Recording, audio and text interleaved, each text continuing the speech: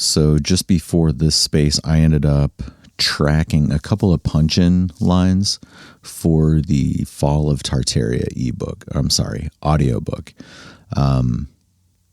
When I was doing that like first round of preliminary edits, it had a couple spots where I was like, yeah, probably need to clean those up.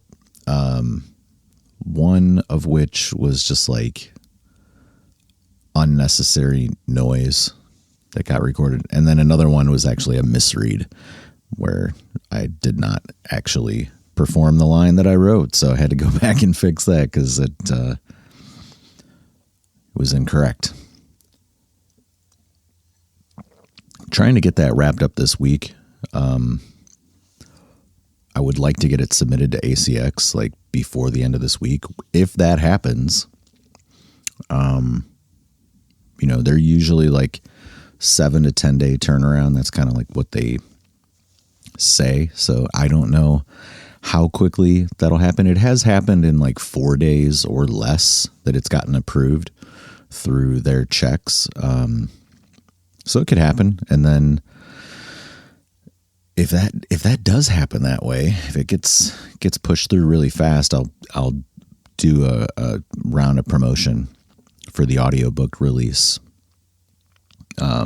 Which is always kind of an interesting aspect too. I don't know if you have any books out or anything like that, but if you put them out on KDP and then you do an audiobook release, when you are using ACX to do that, you have to go and claim the title off of Amazon to connect up the audiobook release to for Audible, and then ultimately for Amazon and Apple Books, which you can push the recording through to all three of those distribution platforms from ACX. So it will automatically place that listing on the same page as your ebook and paperback, which is great because, make it easy for people to find stuff and see all the different formats.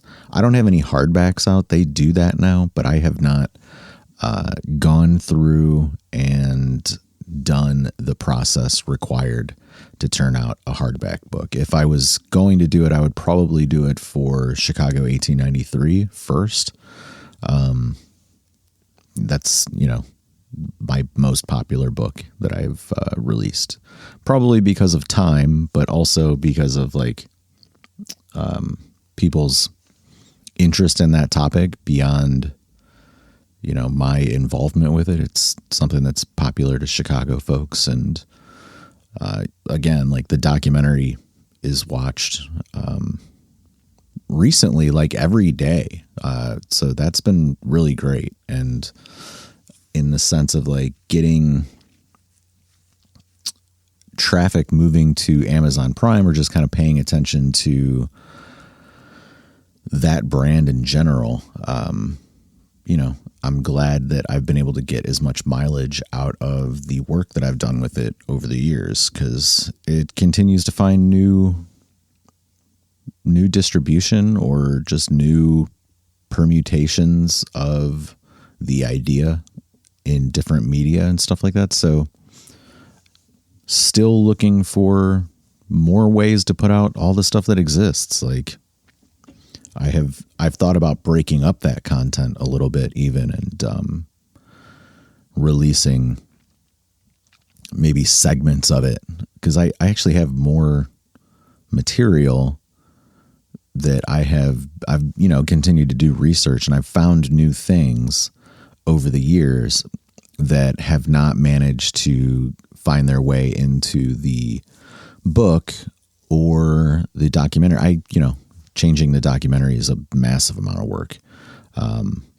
Resubmitting to Amazon and all that is just, inhibitive as a process. So I'm, satisfied with what's up there presently. The book is a different story.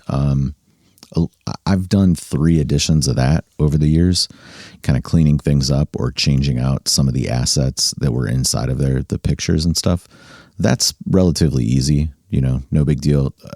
When the page count changes, then you have to redesign the cover, and that's not the end of the world. That's not a big deal. That's pretty easy in general. I just get a new template from them that meets the requirements of the page count, and then kind of shift some stuff around. But not that difficult in general, I wouldn't say, compared to video, which digging back through all those files, and for the original cut, which is like 47 minutes, making changes of that is a lot.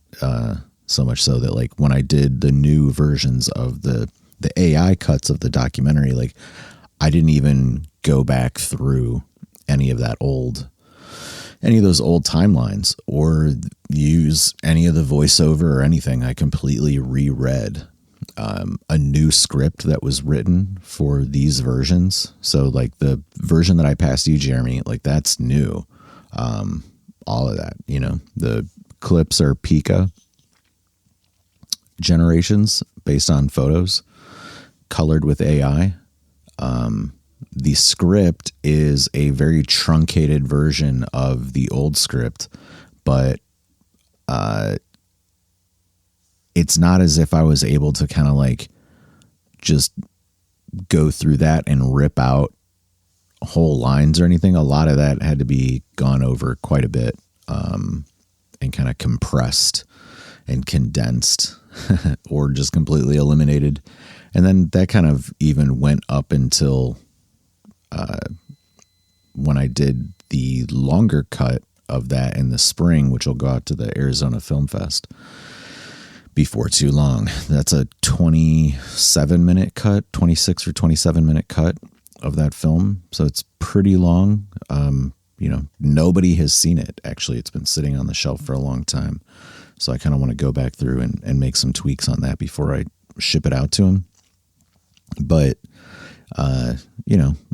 again, like for what like Gen 2 on Runway was capable of in the spring versus now Gen 3, obviously, like I cannot manage to reproduce all those shots, but there are a couple shots I might be able to play with and drop in some new stuff along the way just to add some clarity. There's a few shots I've done with like Luma as well that came out pretty well.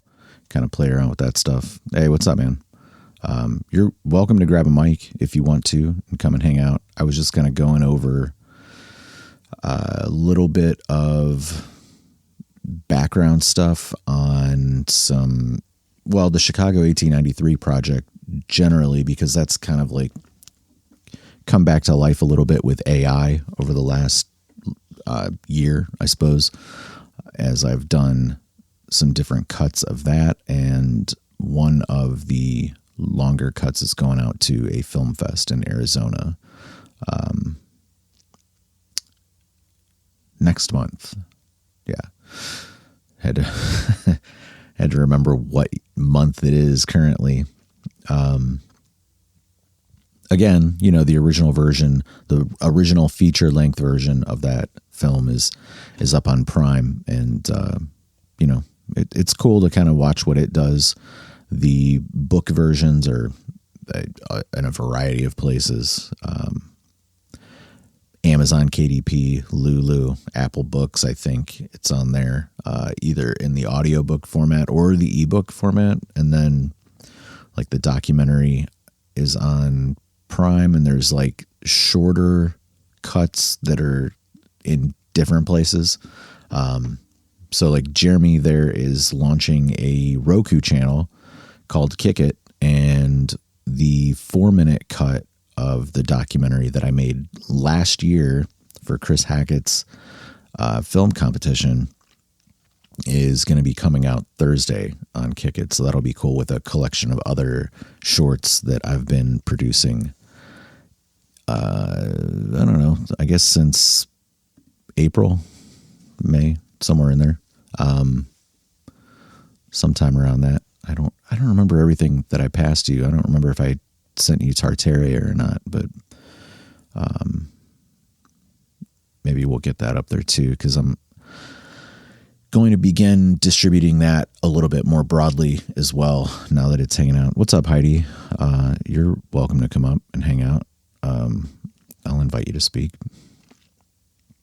And again, anybody that is interested in talking is welcome to come up on stage. This is just hanging out. I've been kind of blathering a little background about what I'm working on lately. Video stuff primarily, and getting volume 3 of Exploring Our National Parks laid out.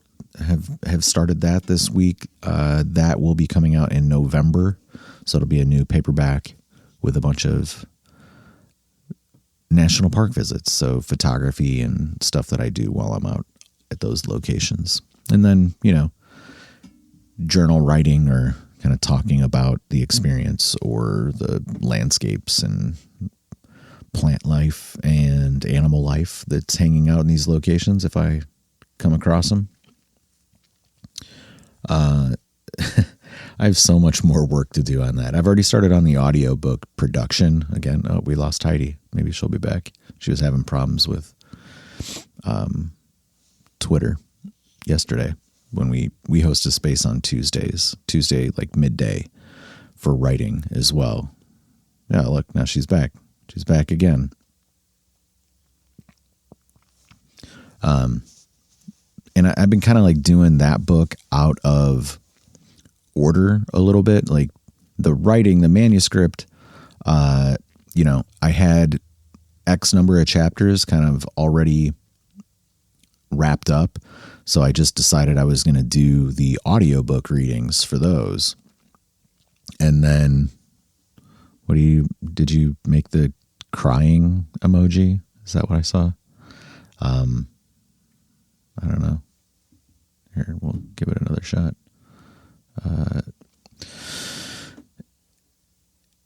And that was just kind of a way to work ahead. So like I'm using the audiobook readings as a way of kind of like a final proof of the manuscript before I do the layout for that. I find that reading the editorial kind of helps to double check the narrative being conveyed. Like if it's not making sense to you when you're reading it, or if something feels awkward while you're performing it on the mic, then you can, that's kind of like the last barrier. It's like while you're writing and while you're editing and kind of like cleaning things up just on text or in words, what makes sense or what appears to make sense or feels like it makes sense shifts as you begin to actually vocalize the stuff. I found that a handful of times to where it's just like, maybe this sentence should move, or maybe like that sentence doesn't need to exist, or you notice the prevalence of a word you're kind of using more often than you might prefer. So you can kind of change those things at that last second. Sometimes, like I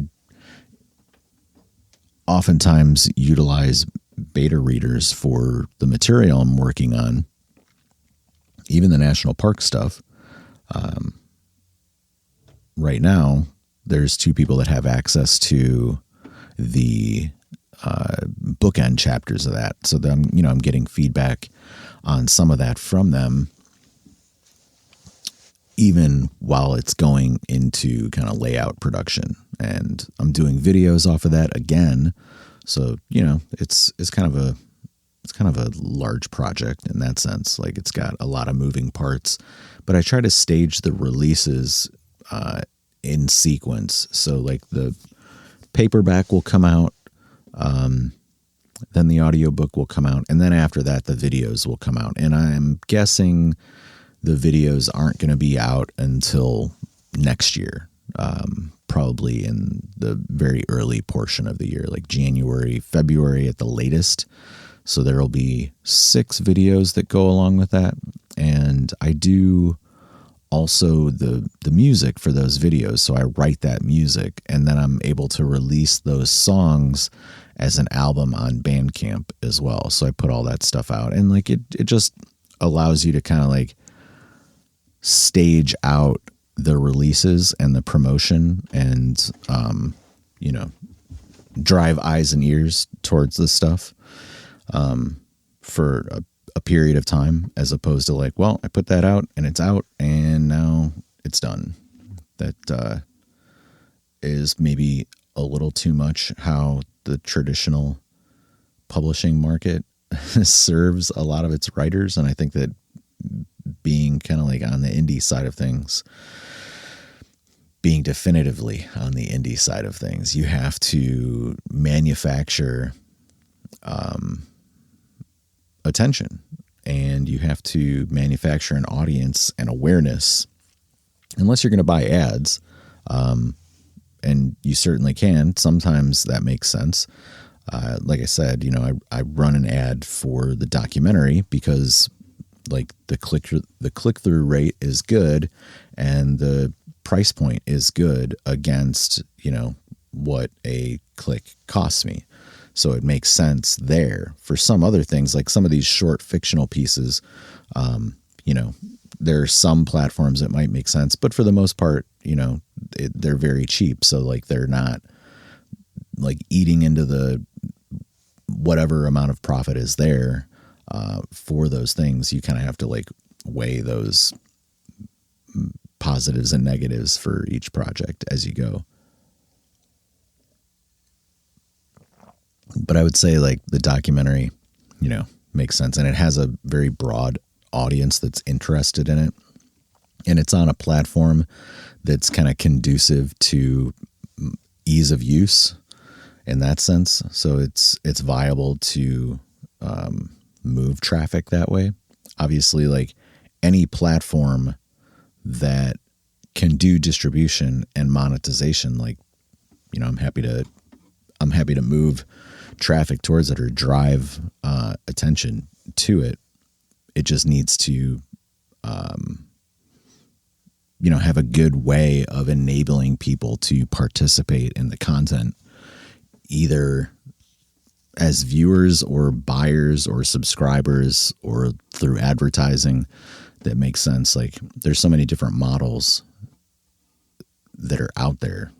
And, I think that we as people making things should be looking to make things that are testing out those different models, or kind of meeting different needs and criterias for us as, part of a community or people that are establishing, a community of people that are interested in the work that we do, as writers or video makers or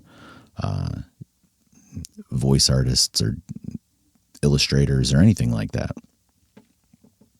So you kind of want to, I would say, play around and release maybe some long form stuff, some short form stuff, some short stories, some books, and kind of, at least for a time, and this is something that Heidi and I talk about in terms of like having a catalog, like until you hit critical mass and understand like what people are most captivated in or by from you, so that you can dial in. Obviously, like, you want to do the things you want to do and you want to create stuff the way that you want to create.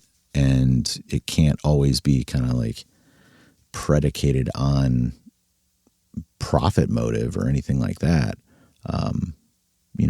You have to make the things that speak to you. But at the same time, I feel like that's something that you hear about and see in regards to really popular IP that doesn't get finished or whatever.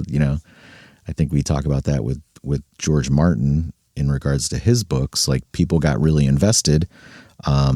He is not finished with the books. They botch the show and people get a salty taste in their mouth about like how the show ended. Is that how it should have ended? is that how George is going to end the books? And like, there's so many discrepancies between those two versions of the story that it's probably unlikely that things play out exactly the same way in the books as they did on screen. But the other side of it is like, you know, we don't even know what'll happen. And maybe he doesn't even know what'll happen. Like, he hasn't even put it together. And that's unfortunate that people are sitting in some Game of Thrones purgatory with only the ending of the show that they find to be distasteful available for them. So I think like if you hit on something, you know, that attains some level of success with an audience, you kind of like, you know, I dare to say like owe it to the audience, but, you know, why would you not want to continue to kind of find new ground to cover within that world or within those characters, if it's something that's viable for people that identified with that material? You know, that's something that I'm only just starting to explore with fiction. Obviously, like with the national park stuff, I know people like national parks. I like them. And having done 2 books already, I know that there's a place for this 3rd book that will come out in a couple of months. Now, 2 months, just over 2 months, provided I get it done. Crossing my fingers on that one. You know, I don't think it'll be a big deal. I have very little writing left to do just on that final bookend chapter, and I have to dig up some images. I think for a few things, most particularly the videos, which aren't like top priority, but I'm kind of doing a little bit of both at the same time, where when I'm grabbing up images that I'm putting into the book, I'm making sure that those same images are getting placed onto the video timelines. And there's like video clips that go along with that, like panoramas. Again, some of the voiceover that will happen in those videos is already edited, so I kind of know how long those videos will be, and then that'll kind of lead into getting the music going. You know, like I need this much music to exist for this video that is probably going to be this long. So that's kind of some of the stuff that's happening there. And you know, little bits at a time, like don't overwhelm yourself. I think that I'll probably have that book laid out by the end of this month. That would be my guess. And then I'll be looking at like getting the audiobook wrapped up and edited. And that all includes too, like you got to do the cover design. I haven't done that at all. I haven't started on that. And it doesn't take a long time. I'm going to go and do something very similar as what I've done with the other 2. So some pano shots across the cover, and have been considering redesigning the 2 previous covers because I did some poster designs for the video collections for distribution on some platforms, and found that I was able to make them a lot better than what they were in the past, just by shifting a couple things around. And the way that they have been for the last couple of years was really a result of the criteria in KDP for cover design. When I first started doing that, you had to have a couple of things, like the subtitle and all that on the cover. And I'm not 100% certain that that is the way it is now. I feel like it isn't. And even if it is, I have found a new line of design thinking for those covers that I believe will kind of clean them up and make them a little more easily interpretable, which is good. I think I like the new versions that I did the posters for more than the originals, which the volume 2 I think is okay generally. Volume 1 to me just has some trouble. There's a couple issues there, so I would like to fix those up at some point. So maybe if I have the time, I will fix up those cover issues and in advance of volume 3 coming out.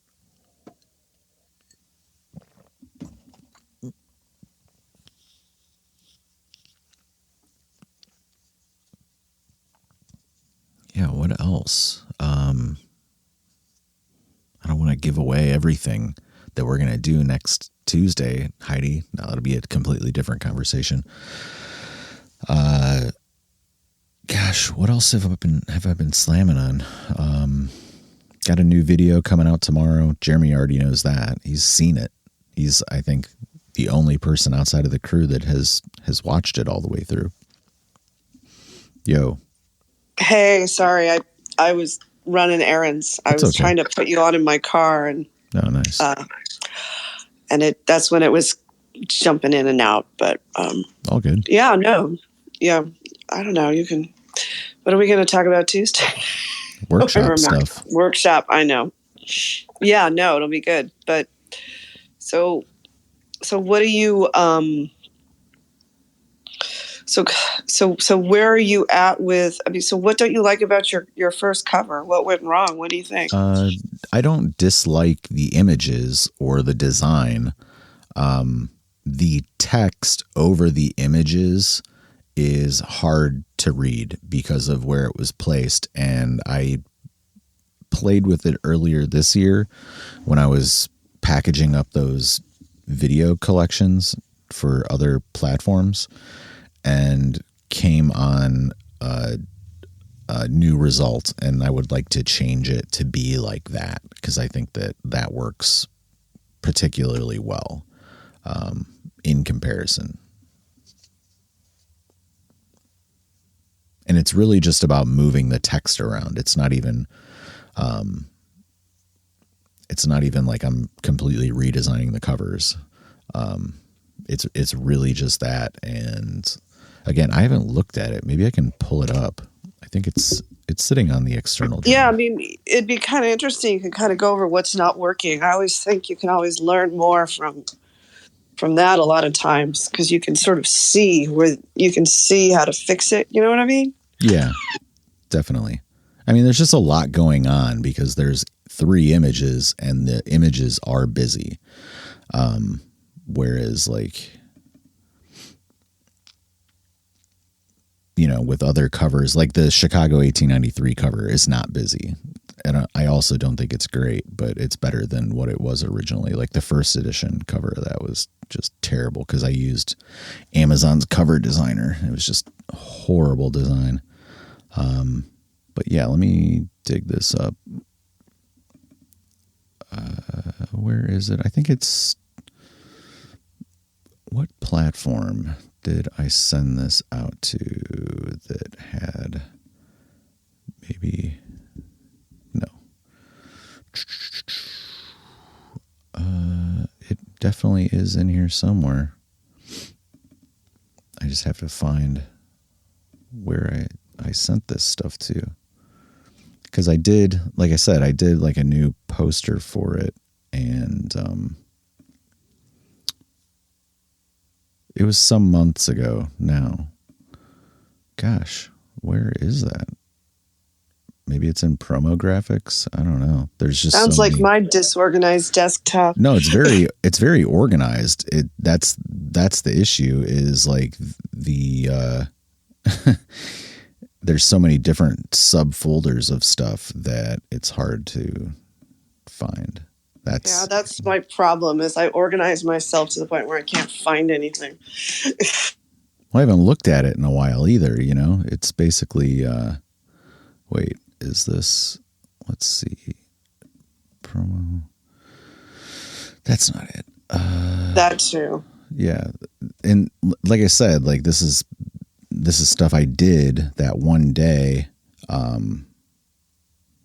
I just did it in the spring I think it was for entertainment. So like, gosh, oh, there we go. Yeah, I found it. I didn't put entertainment on it. Yeah, so it's kind of like just moving like the title down to the bottom image, which has like some more solid areas. And I think I removed, I don't have my name on there, which like is fine. You know, I have to have my name on there, but there's a place for that. But like the line, like the subtitle line, like photographic and literary album or whatever, like that subtitle I removed. And as soon as you remove that, like there's enough space after that, you know. With that line, there's just not enough space. But after I removed it, then where's the image? Did you put it in the? No, I didn't, but I will. I just found it. Like, so give me a second. I'll toss it in somewhere. Let's see. I think I can do it on desktop. Here, I'll put it into the comment here for you. It's not secret. It's already out, you know, so it's like, it's not as if. And I don't think it has the wrapping, like the yellow wrapping around it. There we go. So just kind of moving the title down to the bottom, having the space for volume 1 is on there, removing the subtitle. I would put my name, if you look in the comments, it's over there now. I would put my name over the lake, the water of the lake there. That'll work with a little bit of a drop shadow. Okay, I see. Yeah. You've got your text way down at the bottom. Yeah. So I always remember when we were doing magazine covers. Mm-hmm. So the point was always to get the eye always goes to the left top corner first. Mm-hmm. That's the first place. I mean, you probably know this, right? So I'm saying it for anybody else listening, if you're interested. So like the eye always goes to the left top corner first. It's because that's how we read, right? You know, we read from left to right.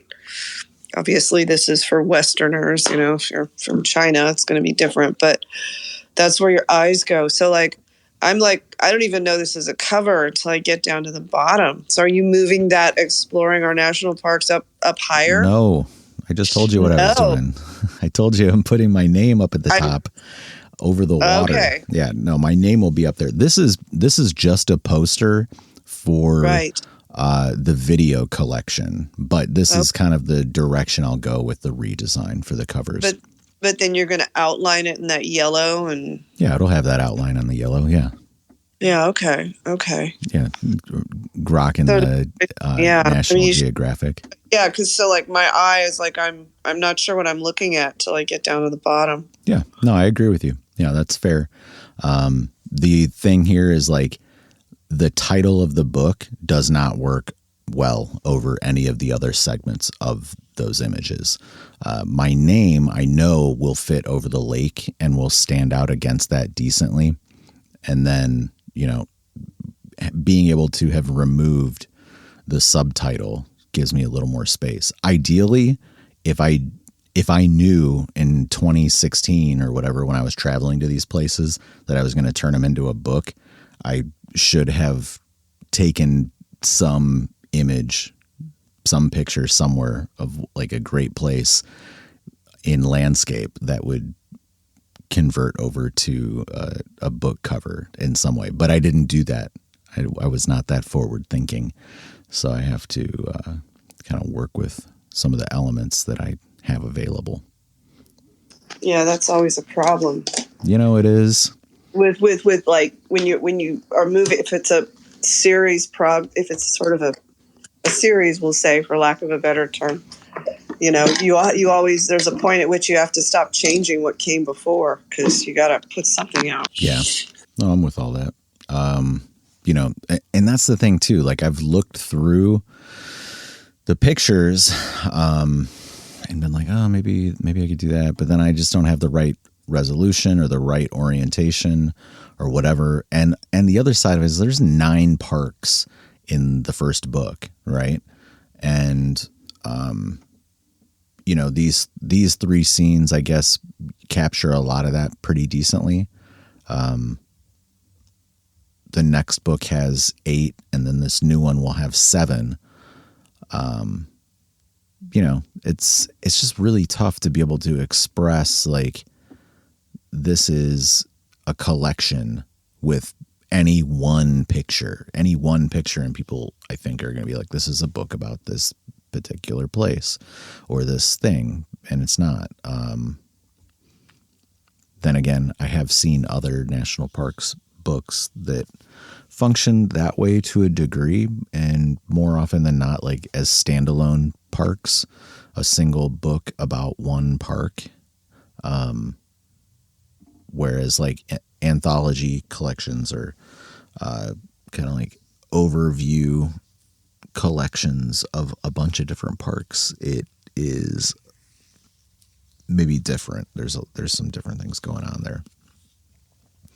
But, that's what I've settled on.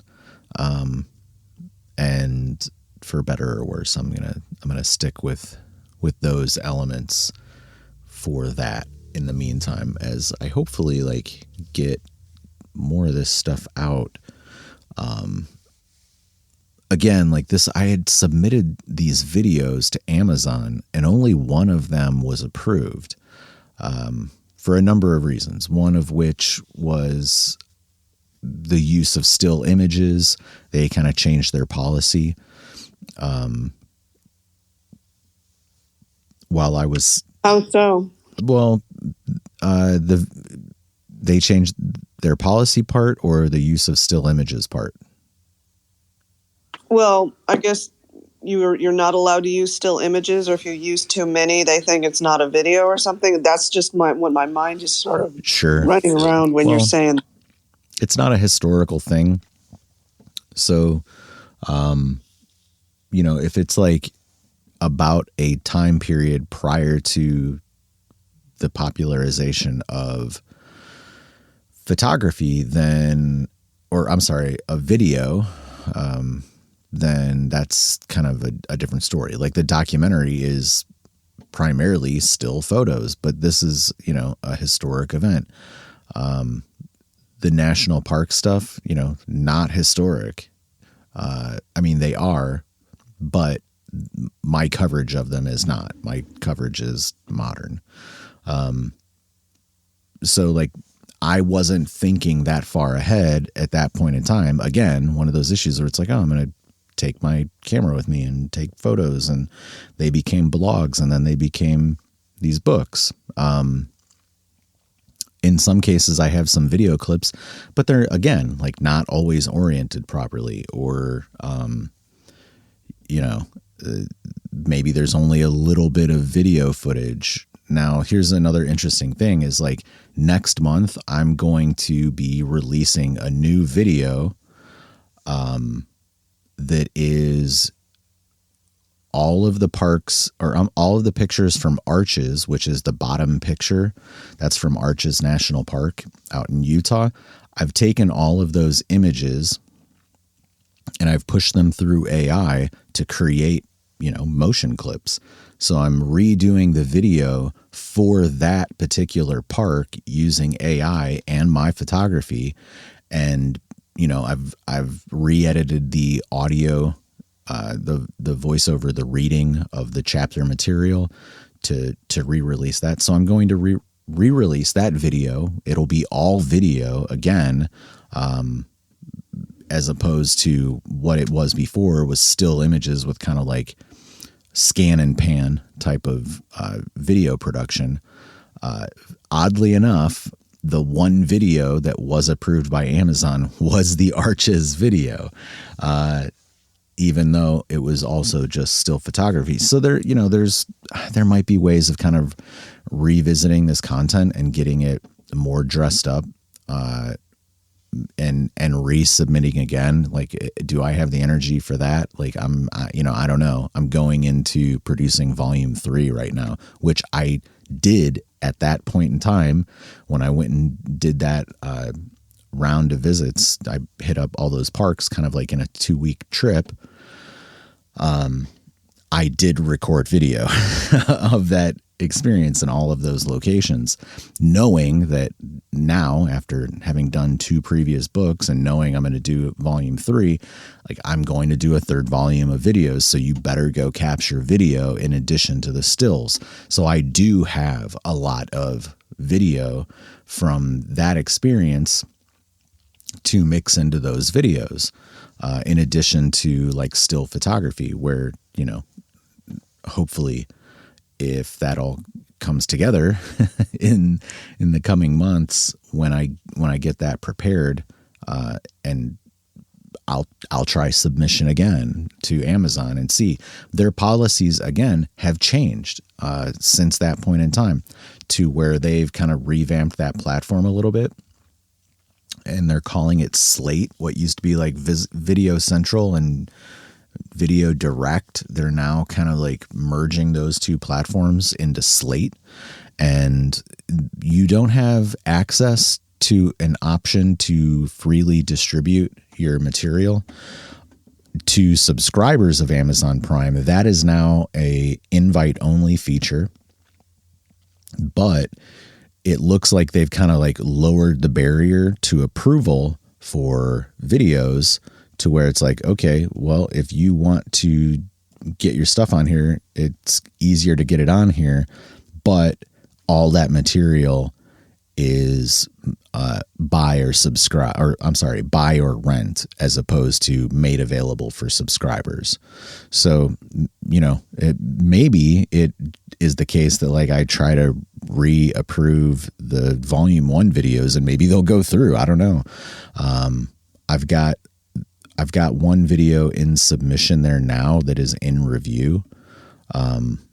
And again, like I had to, it's a video that is free right now on social, but like for me to distribute it there, I had to charge for it, either for rentals or purchase. So like I just set it to the cheapest that they would allow me to, which is 99 cents. Same with like the ebooks on KDP. Like you can't put those for free on there either. I don't think. You have to have 99 cents on there as the cheapest rate. Gosh, if it gets approved, cool. If it doesn't, not the end of the world. What were you going to say, Heidi? Oh, sorry. I was just wondering. So the one that you did using AI got pushed through because they now want video. No. Okay, I misunderstood. Yeah. So I'm doing 20 things at once. This new AI cut I made this year.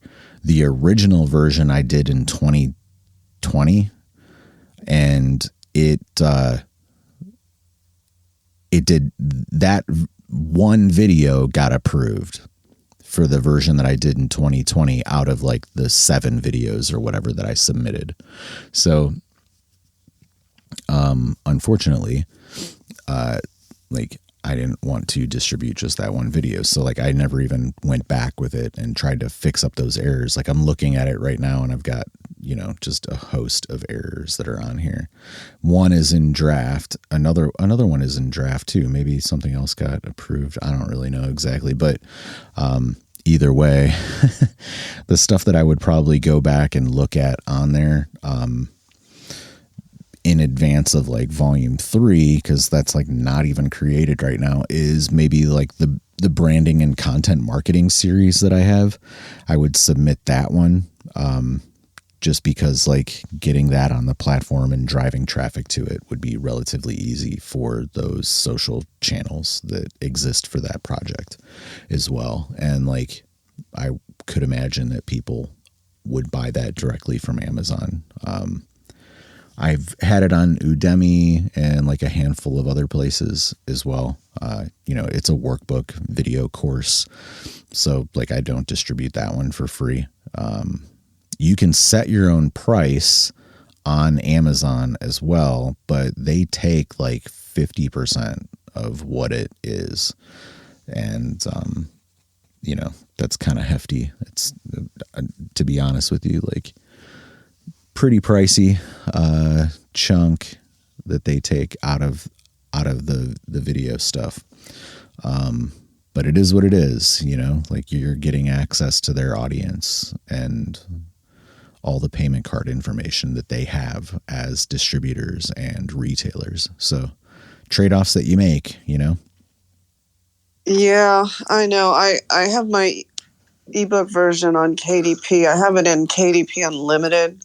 So, it's part of the subscription. I don't know. I mean, I think it's fine for now. I'm just trying to get more stuff out, but Right. yeah, I mean, it sounds, it would be helpful if they had some sort of way of telling you while you're in the process, or giving you some sort of guidelines in the process of what to do when you're putting something together. So you don't, I mean, obviously, for a book, it's not as complicated, but for video, right? No, they do. Sounds much complicated.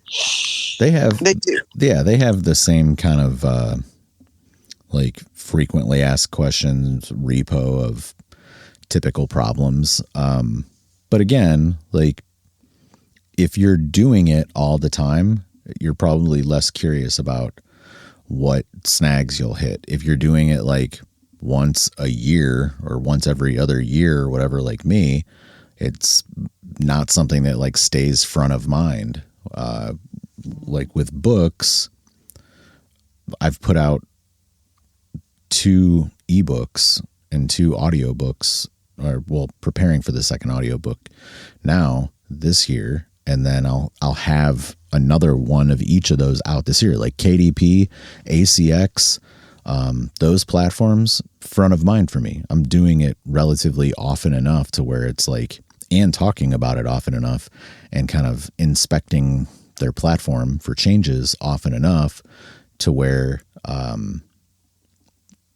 I am generally familiar with it and stay familiar with it. Whereas like doing Prime Video slate is I'm batting like 100 out of all the submissions. If I get this next one on there, then I'll be batting 200, and like that's a great improvement for me. If I can keep working on that and get more material up there and really kind of like dial in on that, that would be fantastic. I would continue to make the effort to do those things as a result of any indication of success that comes along with the submission process for that. Like ACX, I've got ACX dialed in for the audiobook stuff. I get that. Well, you're doing it regularly. I mean, Right. that's one of the challenges of indie publishing, right? Is that there's all these different steps and you're not doing them on a regular basis. So you lose track of a lot of them in your mind and such. I mean, it's a challenge for me too. Yeah, very much agree. And I mean, that's kind of what you're talking with the video, and you were saying, oh, I haven't done this for a year or something. And it's like, yeah, I that resonates with me because that's the same problem I keep hitting. Is it's like having to keep everything, having to stay on top of all the stuff. That's the hard part for me. Yeah, I would agree. Because you've done the paperback, right? You have a paperback and a hardback, or just the hardback? I have a paperback, but like through Amazon Kindle, the paperback and the hardback are basically the same thing. Just the cover design has changed? No, not really. No, it's case laminate, so it's not a dust cover. They don't currently have dust covers. Right. I'm hoping they'll get them. Don't you have to use a different, no. The measurements are different? Slightly. I mean, I think I just tweaked it. It's not that, it's very easy. If you have one, it doesn't take much effort to get the other. Gotcha. Yeah. It's not complicated. Well, then I need to do that for Chicago 1893. I need to get that hardback out. Yeah, you should, because those kind of books, people like them case laminate too. I mean, they don't necessarily have to have dust covers. Yeah. They're Good sort of point. tabletop books to a certain extent. Yeah, for sure. But I will tell you, you won't make any more money off of it. Right. It'll be you'll get the same amount you would for the paperback. That's fine. I don't care. But people like, I think, some people like hardcovers. It's just good to have the options. Yeah.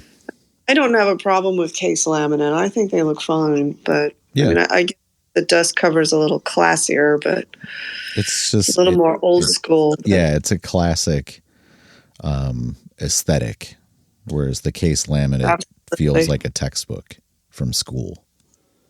Try it with matte instead of glossy.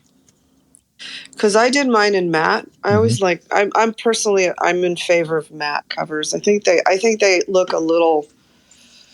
They have a little more distinction as opposed to glossy. It's maybe it's a personal opinion. I think because a lot of people do glossy. A lot of the Bantam books are always glossy, and if you look at Penguin, they usually do something a little less shiny. So maybe it's sort of a subconscious thing that we associate it with something a little better quality. Perhaps. I don't disagree with that line of thinking. Hey, what's up? Yeah, if you want to come up, you're more than welcome to kick around. I usually do this for an hour. I feel like I've been talking a lot, but at the same time, Heidi just came up here. If she wants to shill something at you. Oh, I barely have my voice. Oh, man. You do sound a lot better. I do, but anyway. You're not 100%. No, I will be.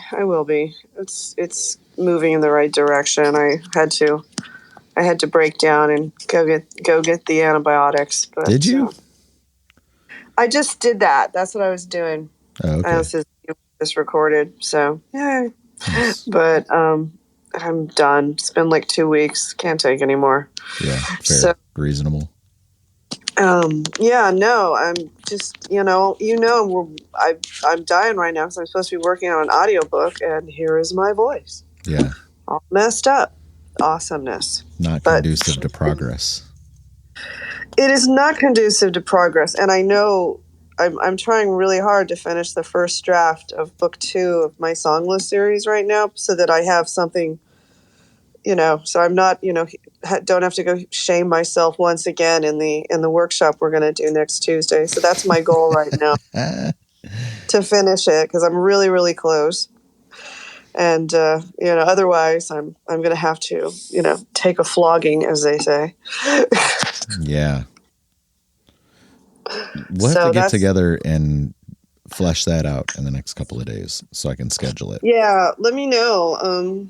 Fridays are always good if you still like doing Fridays. It's potential. Yeah. I don't know. Unless you're off to do, roam the world. Sometimes.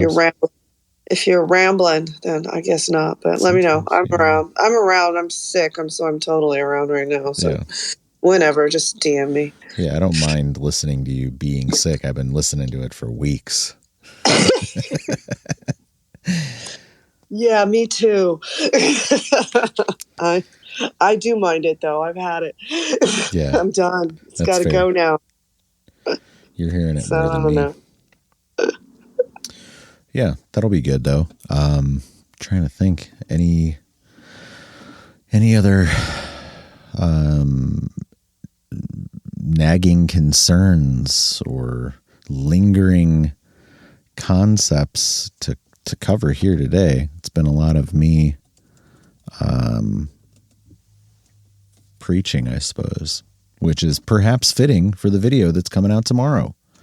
So we'll see, Yeah, you should get your blue check. More people will see it. I know you. I don't know you. I know you have a dislike of the blue check, but I'm just saying. I'm not saying. I'm just saying. I have. They won't, but I have the regular basic blue account right now, so I was going to advertise on here, but they're not going to let me advertise on here. So like the idea that I'm going to pay money to Twitter is just, it's not happening. After I get that video loaded up, I'm going to cancel my Blue subscription because I won't need it for anything else. And honestly, I don't notice any sort of benefit in terms of reach from having it. So why won't they let you advertise? Can I ask, or is that? Yeah, it probably has to do with the years of running bot scripts on the API. Got me flagged for activity. That's my guess. I feel probably pretty accurate about that guess. But yeah, I talked to Twitter support or whatever, and they're like, "This is your account has this issue. It's never going to go away." And I'm like, well, all right, fine. That's fine. Then I'm just not going to do any more business with you because what's the point? Jeez. Well, I'm not starting a new account on here. I've been at this account for 10 years, Get it. You got a lot of followers. I get it. I don't. I just wondering what? I don't. I'm just not going to like. No, I don't get why they're doing that. They should have a parole system, Well, that's the thing. They've cut off the API, so it's not like you can do that anymore. Like they turned off access to it. So like, why is my account flagged for something that like no one can do anymore? Like, oh, okay. So like, because I did something that was a feature of Twitter for years and years and years, and then, now I can't do it. I've advertised on Twitter in the past. Years ago, I have with this account, and they can see that I've advertised on here, but now I'm not allowed. So that is what it is. That's crazy. I mean, they literally are just saying, sorry, so sad, too bad. Yeah. That seems, they're kind of, I don't know. There are people on here who might be able to help you. I don't know who those would be, and I'm not even going to make any more effort or time to go do it because like it's not even worth it for me, honestly. Yeah. Well, I don't know what to tell you. I just came on here fairly recently, and I'm like completely, I don't even know what an API bot farm is. I don't even understand it. I understand the ramifications and the fact that it was somewhat malevolent, not the Disney villain, but so it's kind of outside of my it wheelhouse. Wasn't even malevolent, you know what I mean? It was basically like it was whatever. It was just everybody was doing. It wasn't what everybody was doing. It was what a bunch of people weren't doing. Actually, like it was a thing that, like at the time when I first started running that stuff in like 2019, 2020, whenever, years and years ago, like it was a freely open, the API was open and you could do that stuff for no cost. And like, it was widely known, like if you wanted to interact with the Twitter API that you could do all this stuff. And it wasn't against policy. Like I read the policies and wasn't breaking the policies. I wasn't like auto replying to people. I was like using it to find tweets that mention particular words and phrases and engaging, like, so liking a post or retweeting a post through profiles that, are topically focused and stuff like that. So including my own, to engage with those. And what that did too, it would ping, 1,000 accounts or whatever that had mentioned those terms that day. And then that drove inbound traffic to like my accounts where I have links who those people were then going and finding like my books and the documentary and stuff like that. So it was like, it was driving sales for me actually too. And Elon shut that down, I'm guessing. Yep. Because if it still worked, I wouldn't even be considering advertising because it was free. Like, you can't get cheaper than that. Yeah, free's pretty good. Okay. I get it. Huh. I don't know. I don't know what to tell you. That's Clearly, they fine. whipped their butt about it. I don't know. Yeah.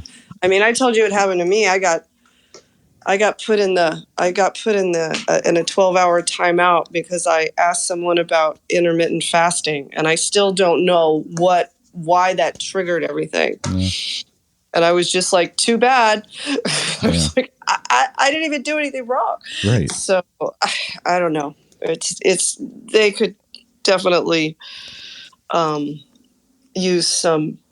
I mean, it would be not. I mean, there's a lot of stuff I love about this platform. There's a lot of things I don't love about this platform anymore. Well, the high times are over. There's true with I'm going to go down my list of things there is no I'm going to place. I cannot endorse this platform until they bring back fleets, until they open up the API again, until I don't think you're going to get your API back. What is Fleets? I don't even know what Fleets is. Fleets is stories, basically like Instagram stories, but it was on Twitter. So like Reels kind of thing? Yeah. And it put it up where the spaces were. It was fantastic.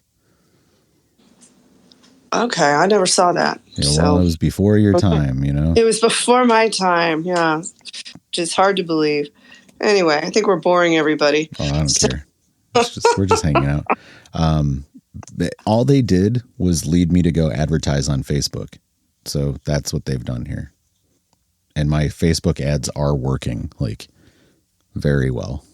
Really? Yeah. We'll have to ask you about that. Maybe not in a space. We don't want to piss off the Twitter gods. No, that's fine. But I'll have to look at that, especially when I get the audiobook done. God help me. Right. That ever comes about. It's going to happen. I know. It's going to happen. It's just, the devil's throwing everything he can at me. What can I say? What he does. I know it's good because everything's getting in my way, right? Number 3, bring back the Periscope API for video streaming and also engagement. I think, this is all before me, so it's hard. The golden age. I'm a very visual not by age, but by... No, I said the golden age is what I said. It was the golden age of Twitter. The golden age of censorship. So, I mean, there's that. It's just as censored now. Trust me. I promise you got suspended for engaging with intermittent fasting. Please stop. But there was something wrong. I feel like there was something wrong with the censorship. I'm gonna ask people about that. I don't even understand how that happened. Right. Yeah. So I got myself in trouble. I do know. I've never had that happen. You've never asked about it. Don't ever ask about intermittent fasting. I've never had my account suspended, even though for 12 hours. Yeah, I was like, even though I'm on like a very deep secret shadow ban list. You're on the deep. Really, that still exists? Shadow banning does exist, but I'm on whatever list comes after that. For the API. You're on the you will never be forgiven. There is no salvation for you. Correct. You are not in purgatory. You are in hell. Yeah. For API engagement. Oh, God. All right. Well, we'll wrap it up and then we'll talk about for next Tuesday soon. Okay, sounds good. I'll talk to you later. Be good. You too. Take care. See you later.